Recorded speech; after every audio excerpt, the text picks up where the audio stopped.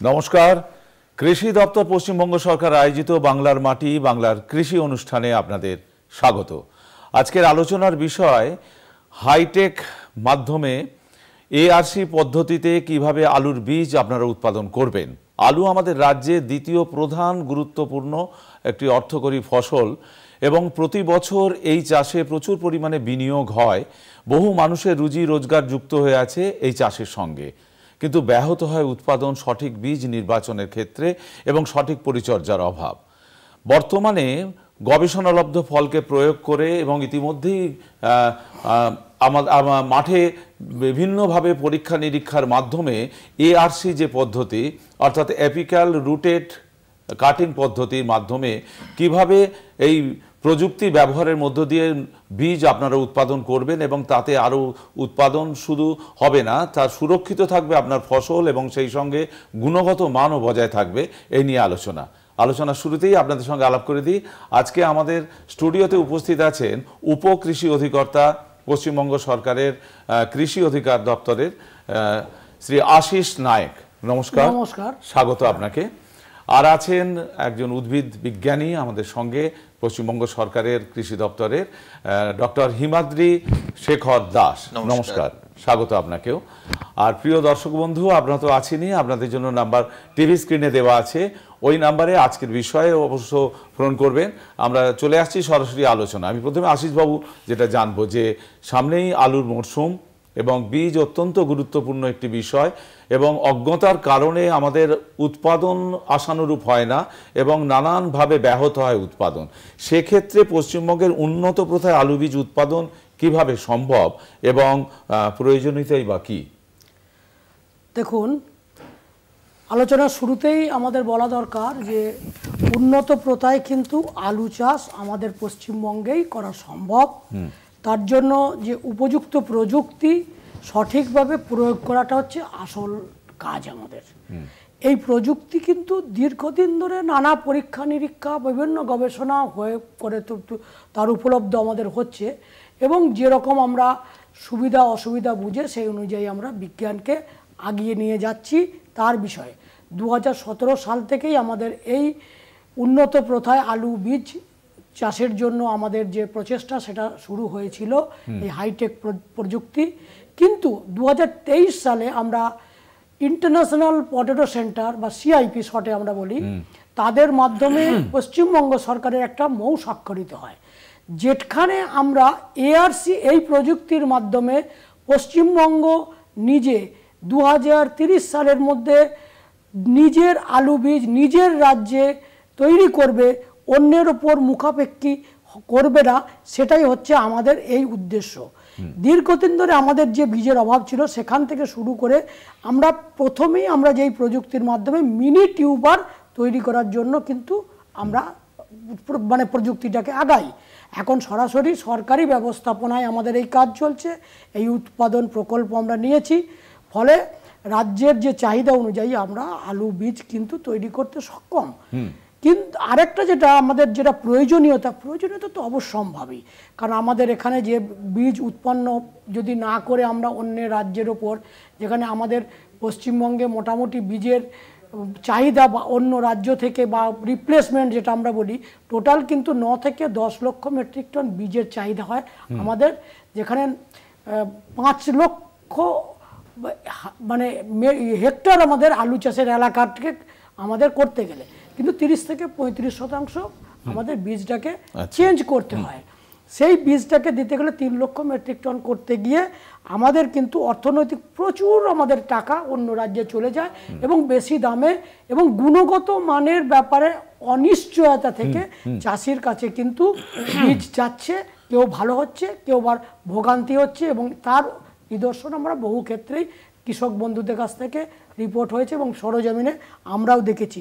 কিন্তু আমরা এই প্রযুক্তি মাধ্যমে যে বীজ নিজে তৈরি করব, সেখানে আমাদের গুণগত মান, কোয়ালিটি, শেপ এবং কম দামে চাষির কাছে যদি করতে পারি, চাষির লাভ হবে, চাষি ঠকবে না, এটাই আমাদের উদ্দেশ্য। হ্যাঁ, হিমাদ্রি বাবু, আপনার কাছে আসবো যে আপনি তো দীর্ঘদিন এই বিষয় নিয়ে গবেষণাও করছেন বা ফিল্ডে কাজ করার সুবাদে আপনার যে অভিজ্ঞতা, সেখান থেকে আমাদের রাজ্যের যে বিপুল একটা চাহিদা রয়েছে বীজের এবং স্বয়ংভর হতে আমরা পারবো আগামী দিনে, সেক্ষেত্রে প্রথমে যে হাইটেক প্রযুক্তির মধ্যে ARC বিষয়টা আমাদের এই আবহাওয়া আমাদের রাজ্যের খামখেয়ালি পয়না তো রয়েছেই, সেক্ষেত্রে কতটা যুক্তিযুক্ত হবে বলে আপনি মনে করেন? একদম, মানে আমরা শুরুটাই করেছিলাম যে হাইটেক, একটা নতুন টেকনোলজির আবিষ্কার, এবং সেই টেকনোলজি দিয়ে ব্যবহার করে আমাদের রাজ্যের যে আবহাওয়া আছে সেই আবহাওয়ার সঙ্গে খাপ খাইয়ে তাকে কি করে আমরা বীজ উৎপাদন করতে সক্ষম হব। যেখানে আমার রাজ্য এখনো পর্যন্ত যা চাহিদা আছে তার 2 to 5% ম্যাক্সিমাম আমরা এতদিন ধরে ব্রিডার সিড, ফাউন্ডেশন সিড প্রোডাকশনের মাধ্যমে আমরা পূরণ করার দিকে এগিয়েছিলাম। কিন্তু এই টেকনোলজি যখন 17 সাল থেকে আমরা শুরু করি, তখনই যেটা আমরা দেখলাম যে প্রথমে আমরা মাইক্রোপ্ল্যান্ট CPRI থেকে নিয়ে এলাম, এবং সেই মাইক্রোপ্ল্যান্ট আমাদের যে টিস্যু কালচার একদম প্রথমে যেটা পশ্চিম মেদিনীপুরে আলু এবং ভুট্টা গবেষণা কেন্দ্রে তৈরি হয়েছিল, সেই ল্যাবে আমরা প্রথমে কাজ শুরু করি, এবং পরবর্তীতে আমরা কৃষ্ণনগর এবং তারও পরবর্তীতে আমরা জলপাইগুড়ির মোহিতনগরে 3টে ল্যাব, একটা ইন্টারন্যাশনাল ল্যাব যেটা জলপাইগুড়ি, এবং পরবর্তীতে কৃষ্ণনগর আমাদের স্টেটের ফান্ডেড টাকা, এবং মেদিনীপুরের যে ল্যাব, সবগুলো ল্যাবেই আমরা কিন্তু কাজ শুরু করেছিলাম যে এই CPRI থেকে চারা নিয়ে এসে সেই চারাকে পরিবর্ধন করা। কিন্তু তার একটা লিমিটেশন ছিল, সেই লিমিটেশন দিয়ে আমরা মানে এস্টিমেট করতে পারছিলাম না যে কতটা আমরা গেলে, কতটা দূর এগোলে পরে আমরা আমাদের রাজ্যের যে ডিমান্ড সেই ডিমান্ডকে ফুলফিল করতে পারবো। কিন্তু পরবর্তীতে আমরা 23-24 সালে যখন ইন্টারন্যাশনাল পটেটো সেন্টার বা CIPর সঙ্গে গভর্নমেন্ট অফ ওয়েস্ট বেঙ্গলের যে মৌ স্বাক্ষরিত হয়, সেখান থেকে আমরা যেটা পেলাম টেকনোলজি, যে ARCর এই যে স্বীকৃতি, এবং খুব দ্রুততার সঙ্গে, যেখানে আমরা ল্যাবে ডিসেম্বর পর্যন্ত আমাদের ক্যাপাসিটি 2 লাখ 2.5 লাখ পর্যন্ত আমরা গাছ তৈরি করতে পারছিলাম। 3টে ল্যাব মিলিয়ে আমরা 5 লাখ 7.5 থেকে 7 লাখ পর্যন্ত আমরা গাছ তৈরি করতে পারছিলাম। সেখানে এই মুহূর্তে আমরা 60 লক্ষ থেকে 70 লক্ষ গাছ তৈরি করার আমাদের কাছে কোনো বিষয় নয়। আমরা চাইছি উন্নত বীজ উৎপাদন করতে। এই উন্নত বীজ আসবে উন্নত চারা থেকে। এই উন্নত চারাটাই হচ্ছে ARC টেকনোলজির প্রথম পর্ব, যেটা আমরা তৈরি করতে চলেছি। আশিস বাবু, আপনার কাছে যেটা জানবো যে বিপুল পরিমাণ যে বীজের প্রয়োজন আমাদের রাজ্যে, সেটা তো গবেষণার মাধ্যমে আমরা যে জায়গাটায় এসেছি এই পর্যন্ত, তার জন্য একটা পরিকাঠামো, বিশেষ করে কৃষি দপ্তর এই ব্যাপারে কতটা অগ্রণী ভূমিকা গ্রহণ করেছে? আপনি তো সরাসরি যুক্ত আছেন প্রশাসনিক ব্যাপারে, সেই ব্যাপারটা জানতে চাইছি। হ্যাঁ, আমাদের পশ্চিমবঙ্গ সরকারের এটা একটা বলতে পারেন খুব পিন পয়েন্টেড এবং গুরুত্বপূর্ণ একটা স্কিম, যেখানে আমাদের রাজ্য সরকার ভীষণভাবে আমাদের সহায়তা করছেন যাতে কিনা এই জায়গাটা আমরা করতে পারি। তার জন্য প্রথম ধাপে আমরা যে ওই যে এখনই হিমাদ্রিবাবু যেটা বললেন, CPRI থেকে আমরা কালচার মানে টেস্ট টিউবে চারা নিয়ে এসে সেগুলোর জন্য প্রথম ধাপে আমরা বিভিন্ন জায়গায় আমাদের 3-4টে অলরেডি টিস্যু কালচার ল্যাবরেটরি হয়েছে। সেই টিস্যু কালচার ল্যাবরেটরি 3টে রানিং এই বছরই এখনই, আর একটা রেডি হয়ে গেছে, পরের বছর থেকে আমরা শুরু করব। এই জায়গায় দাঁড়িয়ে আমরা কিন্তু সেখানে 2-3 মাস ধরে টিস্যু কালচার থেকে টিস্যু কালচার প্ল্যান্ট মাদার থেকে আমরা কিন্তু তৈরি করছি। এই টিস্যু কালচার ল্যাবরেটরিতে এখানে বিভিন্ন কাটিং সাইকেলে পরপর মানে বড় হচ্ছে। যেমন করে আপনারা দেখবেন, অনেকেই জানেন ডালিয়া বা চন্দ্রমল্লিকার ডগা কেটে কেটে চারা তৈরি করেন, আপনারা অনেকে নিজেরাও করেন। ঠিক এইটার সিমিলার প্রযুক্তি, একই টাইপের। এই প্রযুক্তির মাধ্যমে আমরা প্রথম একটা চারা থেকে 2টো চারা করলাম, 2টো থেকে 4টে 5টা হলো, তারপরে 8টা 10টা হলো, এই করে 12 থেকে 15 দিনে আমরা কিন্তু ARCটাকে বাড়াতে খুব মানে করছি।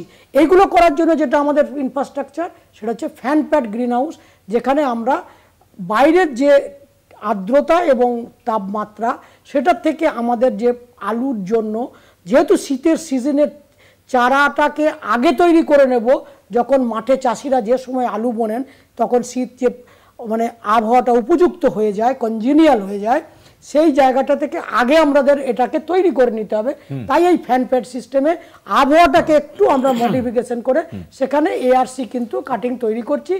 এই এআরসি আমরা চাষিদের, আমাদের প্রজেক্ট পার্টনাররা আছেন তাদের কাছে নেট হাউসতে দিচ্ছি। নেট হাউসের মধ্যে আমরা প্রায় এই বছর 600-র উপর নেট হাউস আছে, যেগুলো টেম্পোরারি নেট হাউস, যেখানে প্রতিটা গভর্নমেন্ট ফার্মের ক্ষেত্রে 500 স্কোয়ার মিটার করে, আমাদের যেগুলো প্রজেক্ট পার্টনারের প্রাইভেট আছে সেগুলো প্রায় 1000 স্কোয়ার মিটার করে, যেখানে আমাদের এআরসি লাগানো হবে। এবং মিনি টিউবার G0 ছোট ছোট ছোট ছোট ছবিতে আপনারা দেখতে পাচ্ছেন সার দিয়ে, এটা নীলকণ্ঠ জাতের এবং প্রচুর পরিমাণে একটা গাছ থেকে G0 মানে আমরা 10, 12, 20 পর্যন্ত কোনো সময় পেয়ে থাকি। আচ্ছা, হ্যাঁ, আমি হিমাদ্রি বাবু আপনার কাছে যেটা জানবো যে আশিস বাবু যেমন বললেন যে জাত একটা নিয়ে একটা বিভ্রান্তি কিন্তু চাষি বন্ধুদের মধ্যেও আছে, আর আমরা উপভোক্তা হিসাবেও বাজারে নানান ধরনের, বিশেষ করে চন্দ্রমুখী, জ্যোতি এদের সঙ্গেই পরিচিতি ছিল, এছাড়াও তো আরো অনেক কিছু। তো সেখানে আমাদের রাজ্যে কোন কোন জাতগুলো চলছে এতকাল এবং এআরসির মাধ্যমে কোন জাতগুলো পেতে পারেন চাষি বন্ধুরা? দেখুন, এই জাতের ক্ষেত্রে যেটা আমাদের প্রথমত দেখি আমরা, নর্থ বেঙ্গলের দিকে এক ধরনের জাতের ব্যবহার হয়, যেখানে আপনার লাল স্কিন যুক্ত যে জাতগুলো আছে সেগুলো চলে। তেমনি আবার দক্ষিণবঙ্গের ক্ষেত্রে একটু আলাদা হয়। দক্ষিণবঙ্গের ক্ষেত্রে আমরা জানি যে চন্দ্রমুখী, জ্যোতি এবং পোগরাজ, আর্লি ভ্যারাইটি পোগরাজ, তারপরে চন্দ্রমুখী এবং জ্যোতি। কিন্তু এই মুহূর্তে বাজারে নর্থ বেঙ্গল এবং উত্তরবঙ্গ এবং দক্ষিণবঙ্গ দুটো জায়গাতেই সব থেকে বেশি যে ভ্যারাইটিটা চলছে, যে যাত্রা চলছে, সেটা হচ্ছে হিমালিনী। আপনারা অনেকেই হিমাঙ্গিনী কিংবা হিমানি নানা নামেই তো হিমামালিনী নামেও শুনে থাকেন, কিন্তু ঘটনাচক্রে এটা হচ্ছে হিমালিনী একটি ভ্যারাইটি, যে একটি জাত, যে জাতটা আমাদের চন্দ্রমুখীর সঙ্গেও মেশায়, মানে অসাধু ব্যবসায়ীদের যে চক্র, সেটার জন্যই আমাদের সাধারণ মানুষের ক্ষেত্রে এটা শুধু একটা জায়গাতেই ধরা যায়, যে এর ভেতরটা একটু হলদেটে হয়, সেদ্ধ করলে পরে আপনারা দেখতে পাবেন। বাকি যে ভ্যারাইটি গুলো, যেমনি আপনার নর্থ বেঙ্গলের ক্ষেত্রে উদয়, হ্যাঁ, একটা খুব ভালো ভ্যারাইটি, খুব ভালো প্রোডাকশনের একটা ভ্যারাইটি, খুব নতুন ভ্যারাইটি জাত, এটাকে নির্বাচন করেছেন উত্তরবঙ্গের চাষিরা এবং সেটাকেও আমরা প্রোডাকশনের দিকে এগিয়ে নিয়ে যাচ্ছি। এছাড়াও আমরা এই মুহূর্তে আমাদের যে ল্যাবগুলো আছে সেই ল্যাবগুলোতে আমরা টোটালি প্রায় 17 থেকে 17খানা মতো ভ্যারাইটি জাতকে আমরা পরিবর্ধন করে চলেছি। এবং চাষিদের যে ডিমান্ড, চাষিদেরকে যে জাতগুলোর প্রতি তাদের আস্থা আছে, সেই আস্থার জায়গাটাকে আমরা একদম নিশ্চিত করে তার সঙ্গে সঙ্গে যে নতুন জাতগুলো আসছে সেই জাতগুলোকে আমরা দিচ্ছি। যেমন ধরুন পোগরাজ দীর্ঘদিন ধরে চলতে চলতে এমন একটা জায়গায় এসছে যে যার প্রোডাকশন ক্ষমতার যতটা, তার টেস্টও ততটা ভালো নয় এবং একে রাখার খুব সমস্যা পড়তেন। তো আমরা চাষিদেরকে সেখানে উদ্বুদ্ধ করেছি খ্যাতি এবং সুখ্যাতি দিয়ে, যেটা একই সময়ের মধ্যে একটা সুন্দর ফলন যাতে আমার চাষিরা পেতে পারেন, সেদিকের জন্য আমরা খ্যাতি এবং সুখ্যাতিকে দিয়েছি। আপনার চন্দ্রমুখী এবং জ্যোতির জন্য আমরা বললাম যে হিমালিনীকে এনেছি, তেমনি ভাবে লাভকার এসছে, তেমনি ভাবে সঙ্গম এসছে, তেমনি ভাবে লিমা এসছে, মানে অসংখ্য অসংখ্য নতুন নতুন জাত আমাদের মধ্যে এই মুহূর্তে চলছে। এবং ওয়েস্ট বেঙ্গল জুড়েই অশোকা, নীলকণ্ঠ, এই ধরনের যে জাতগুলো, এগুলো ব্যাপ্তি ভালোই প্রসার ঘটেছে। আপনারা দেখতে পাচ্ছেন যে চারাগুলোকে কিভাবে আমরা ট্রেতে এআরসি তৈরি করছি এবং সেই এআরসির চারাগুলো এর পরবর্তীতে এই অবস্থাতে ট্রে সহ ফার্মার্সের কাছে চলে যাবে, যাতে প্রোডাকশন। ঠিক আছে, আমি আশিস বাবু আপনার কাছে আসছি, যেটা যে একটা বিরাট কর্মযজ্ঞ চলছে এই ব্যাপারে, যেহেতু এটা নতুন বিষয় এবং রাজ্যের যে বিভিন্ন অঞ্চলে আমাদের দ্বিতীয় এটা অর্থকরী ফসল, সেক্ষেত্রে জেলাগতভাবে এই কাজটা এই পর্যায়ে কিরম জায়গায় রয়েছে? আমাদের এই কাজটা কিন্তু গত বছরে আমরা 12-13টা জেলা করতে পেরেছিলাম, কিন্তু এই বছরে আমরা মোটামুটি পশ্চিমবঙ্গের যতগুলি গুরুত্বপূর্ণ জেলা আছে যেখানে আলু তৈরি করা হয়, সেরকম আমরা 17টি জেলাতে এই বছর কাজ করছি। উত্তরবঙ্গে কিন্তু সমস্ত জেলাগুলোই নেওয়া আছে, যদিও কালিম্পং হয়তো ছোট জেলা বা ছোট অল্প এলাকা, কিন্তু ওখানে শীতকালটা থেকেও আমরা অন্য সময় অফ সিজনে কিন্তু আমরা ওখানে আলু প্রোডাকশন করতে পারি, যার জন্য দার্জিলিং, কালিম্পং সহ ওপর আমাদের যে নর্থ বেঙ্গলের 8টা জেলা, 8টাকেই আমরা কিন্তু কাজে লাগাচ্ছি এবং সর্বত্রই কাজ হচ্ছে। আর দক্ষিণবঙ্গে আমাদের সবগুলি জেলা হচ্ছে না, 9টা জেলাতে কাজ হচ্ছে। বীরভূম আছে, পূর্ব বর্ধমান আছে, নদিয়া আছে, মুর্শিদাবাদ এই বছর নতুন শুরু হয়েছে, হুগলি খুব ভালো কাজ করছে দীর্ঘদিন ধরে, আমার পশ্চিম মিদনাপুর ভালো এলাকা আছে, বর্ধমান খুব ভালো এরিয়া রয়েছে, নর্থ বেঙ্গলও খুব ভালো কাজ করছে অ্যাট এ টাইম। আমি কোনো জেলার প্রতি মানে বাঁকুড়া করছে এবছর, তো সত্যিই খুব মানে একটা ভালো জায়গায়। হাওড়া এবছর নতুন শুরু করেছি। এবছর আমরা ঝাড়গ্রাম জেলাকেও নতুন ইনক্লুড করেছি, যে আমরা এই কাজ করব 17টা এবং দক্ষিণবঙ্গের 9টা জেলা। হিমাদ্রি বাবু, যেটা আপনার কাছ থেকে শুধু আমার প্রশ্ন নয় বা জানার ইচ্ছা নয়, আমার মনে হয় আজকে যারা শুনছেন এই অনুষ্ঠান তাদের কাছেও এটা অত্যন্ত গুরুত্বপূর্ণ, যেহেতু এটা হাইটেক যে প্রযুক্তির মাধ্যমে এআরসির যে প্রাথমিক যে কাজগুলো করণীয়, যেটা চাষি বন্ধুদের কাছে, সেগুলো যদি একটু বলে দেন।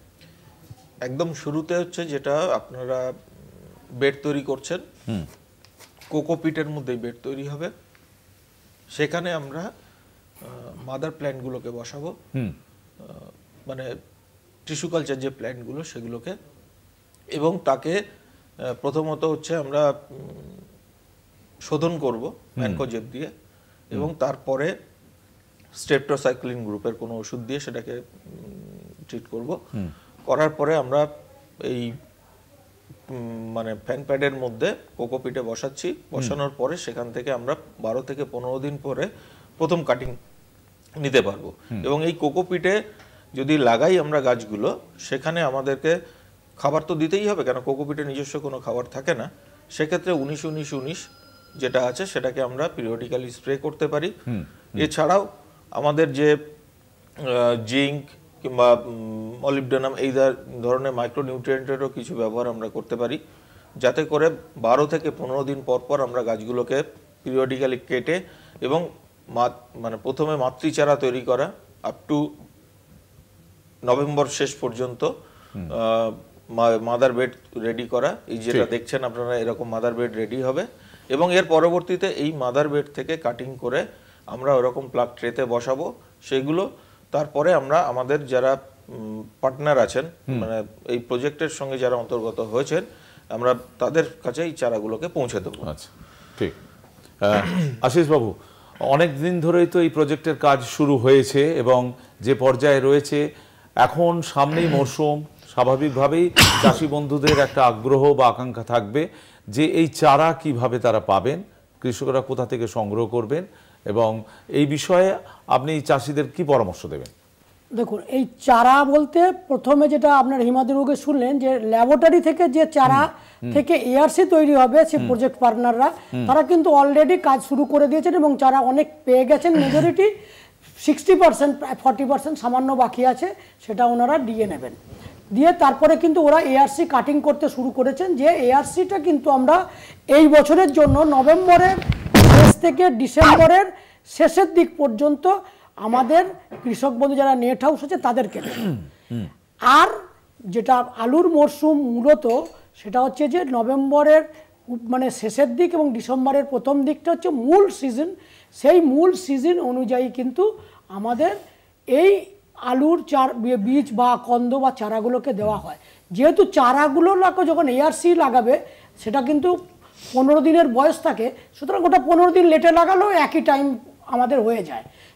বাকি যেগুলো মিনি টিউব বা G0 বা G1 বা G2 G3 বিভিন্ন স্টেজের, সেইগুলো G3 এই স্টেজগুলো কিন্তু আমরা নভেম্বরের শেষ থেকেই আমরা জেলার যেরকম আমাদেরকে বলছে সেই অনুযায়ী কিন্তু আমরা দেব। G3 G4 এইটা হচ্ছে মানে আমাদের খাওয়ার জন্য যে চাষ করেন চাষিরা, সেটা কিন্তু বিভিন্ন চাষির কাছে যারা আমাদের প্রজেক্ট পার্টনার তাদের কাছে উদ্বৃত্ত যেগুলো রয়েছে তাদের নিজেদেরটুকু হওয়ার পরে তারা ডাইরেক্টলি সেল করে। আর বাকিটা আমাদের গভর্নমেন্ট ফার্মে যেগুলো আছে সেগুলো গভর্নমেন্ট ফার্মে যে নিয়ম আছে বীজ বিক্রির গেট সেল সেই পদ্ধতিতে করবে। বাকি আমাদের সিড মাল্টিপ্লিকেশন সেটা কিন্তু সাধারণ চাষি পাবেন না, প্রজেক্ট পার্টনাররাই পাবেন। ঠিক।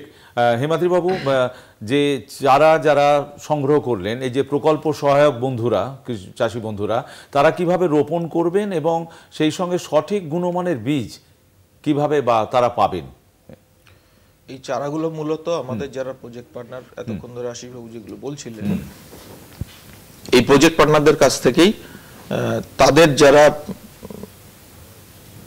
অংশ, এই প্রজেক্ট পার্টনার মানে আমরা বলছি এফপিসি, এফপিও এবং এনজিওদেরকে যারা আমরা নিয়েছি, প্রতিটার আন্ডারে প্রায় 500 থেকে 1000 জন আছেন কৃষক জড়িত, এই প্রতিটা এফপিসি কিংবা এফপিওর সঙ্গে।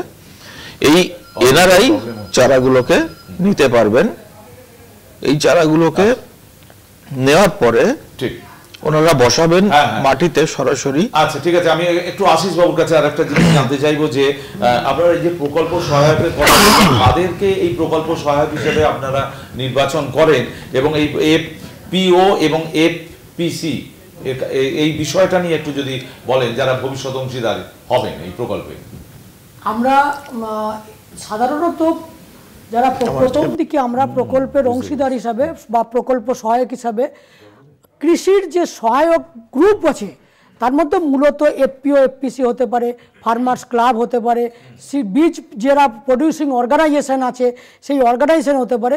ব্যক্তির থেকে আমরা ওই অর্গানাইজেশন বা গ্রুপগুলোকে কিন্তু প্রাধান্য দিয়েছি। আমরা ধীরে ধীরে ব্যক্তিতেও যাব, যেগুলো ভালো চুজ করতে পারবো, ভালো তার পারফরমেন্স আমরা যাচাই করতে পারবো, সেগুলোতেও আমরা আস্তে আস্তে যাব। কারণ আমাদের এটাকে কিন্তু, এবং আমাদের যে সমস্ত প্রাইভেট যে সমস্ত অর্গানাইজেশন আছেন, সিড প্রডিউসিং অর্গানাইজেশন, তাদেরকেও কিন্তু আমরা ইনভাইট করছি আজকের এই প্রচারের মাধ্যমেও। তারাও কিন্তু আমাদের অংশীদারিত্বের মধ্যে আসতে পারেন। তারাও তাদের কমার্শিয়াল যে বিভিন্ন আলু বীজ তৈরি করছেন, আমাদের এই এআরসি গ্রুপের সাথেও ঢুকে তারা কিন্তু এই কাজটা কিন্তু আপনারা নিজেদের মতো করে, নিজেদের মতো করে বলতে আমাদের প্রোটোকল মেনে আপনারা তৈরি করে সেটা কিন্তু কমার্শিয়ালি আপনারাও যোগদান করতে পারেন।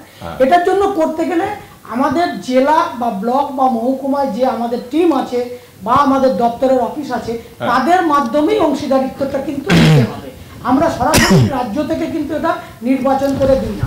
আমাদের জেলাকে আমরা দায়িত্ব দিই, জেলা আবার তাদের মহকুমা করেন, কোথাও ওনারা জেলারা সরাসরি করেন, কোথাও ওনারা ব্লককে দায়িত্ব দেন। সুতরাং আপনারা জেলা বা মহকুমা বা ব্লকের যে কৃষি দপ্তরের আছেন, আধিকারিকরা আছেন, তাদের সাথে যোগাযোগ করলে নিশ্চিতভাবে আগামী দিনে আপনারা প্রজেক্ট পার্টনার হতে পারবেন। আচ্ছা, হিমাদ্রি বাবুর কাছে যাবো, তার আগে এক বন্ধু আছেন টেলিফোনে, একটু দেখে নিই।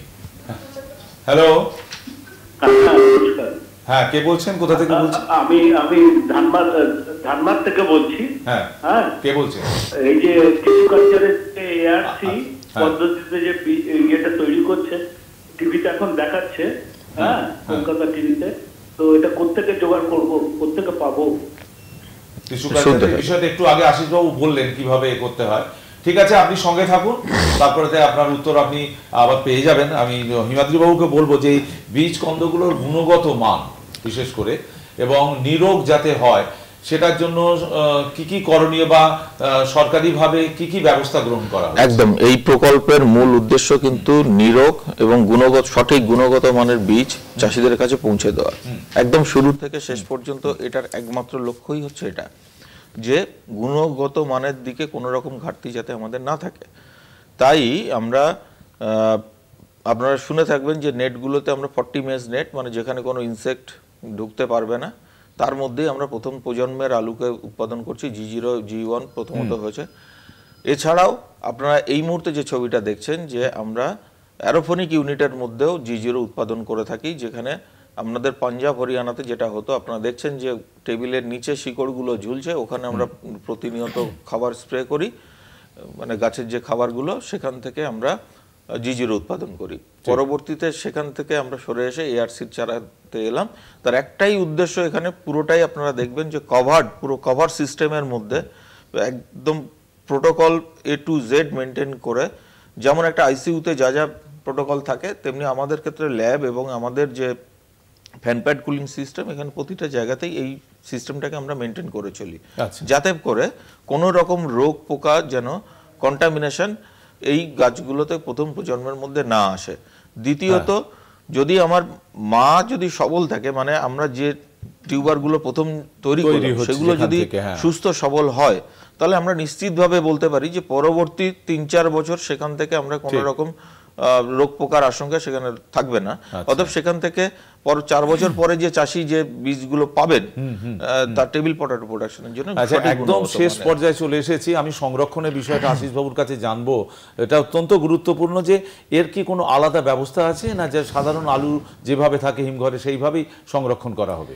না, এটার জন্য খুব সংক্ষেপে বলি, সাধারণ খাবার আলু যেখানে সংরক্ষণ হয় যে হিমঘরগুলো, সেখানে কিন্তু এটা রাখলে কিন্তু বীজের গুণগত মান ভালো থাকবে না।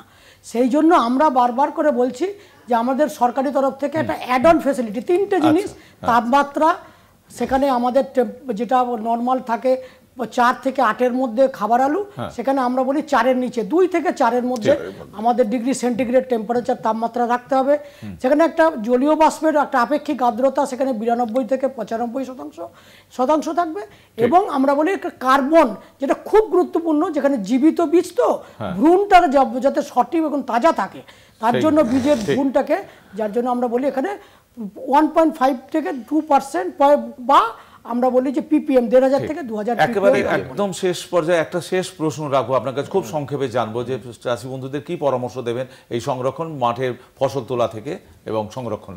খুব স্বাভাবিকভাবেই যখন প্রোডাকশন হচ্ছে, সেই প্রোডাকশনটাকে যদি আমরা বীজ হিসাবে উৎপাদন করি এবং বীজ হিসাবে পরবর্তী প্রজন্মের জন্য ব্যবহার করতে চাই, তাহলে অবশ্যই আমাকে সঠিক গুণগত মানসম্পন্ন বীজ উৎপাদন করতে হবে। এবং এই যে আমরা হাইটেক প্রসিডিওরের মধ্যে দিয়ে চলেছি, এআরসির মধ্যে দিয়ে চলেছি, সেটাকে ব্যবহার সঠিকভাবে করুন এবং তার সুফল আপনারা নিজেরাই পান। হ্যাঁ, এই সঙ্গে ঘড়ি জানান দিচ্ছে যে আমাদের রীতি টানতেই হচ্ছে। স্টুডিওতে আসার জন্য, সুপরামর্শ দেওয়ার জন্য আপনাদের দুজনকে অসংখ্য ধন্যবাদ এবং নমস্কার। সেই সঙ্গে দর্শক বন্ধু, আপনারা শুনলেন, এবং এই নতুন এই প্রযুক্তিকে যদি আমরা কাজে লাগিয়ে আগামী দিনে আলু উৎপাদনে স্বয়ংভর হতে পারি, সেটা এর থেকে আনন্দের বিষয় আর কিছু নেই। সামনেই মরশুম, এই পরীক্ষা নিরীক্ষা চলছে, আশা করব যে আমাদের এই সুফল আমরা ঘরে তুলতে পারবো। এইরকমই কৃষি সংক্রান্ত বিভিন্ন বিষয় নিয়ে প্রতি বৃহস্পতিবার কলকাতা টিভির পর্দায় ঠিক 5:30টায় বাংলার মাটি বাংলার কৃষি অনুষ্ঠান দেখতে ভুলবেন না। আজকের মতো বিদায় নিচ্ছি, কিন্তু কোথাও যাবেন না। পরবর্তী অনুষ্ঠানের জন্য আপনাদের চোখ থাকুক কলকাতা টিভির পর্দায়। নমস্কার। আবার একবার